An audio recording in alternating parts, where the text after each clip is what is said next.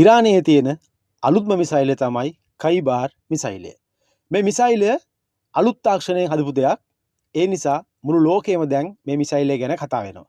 අපි බලමු මොකද්ද මේක කියලා. මේක ඇවිල්ලා ඉරානය ස්ථානගත කර තිබෙන තැන සිට කිලෝමීටර් 2000 දුරට මේ මිසයිලෙන් පහර දෙන්න පුළුවන්. ඒ වගේම තමයි කිලෝග්‍රෑම් 1500ක් බර පුපුරණ ද්‍රව්‍ය අරගෙන මේ මිසයිලයට ගමන් කරන්න පුළුවන්.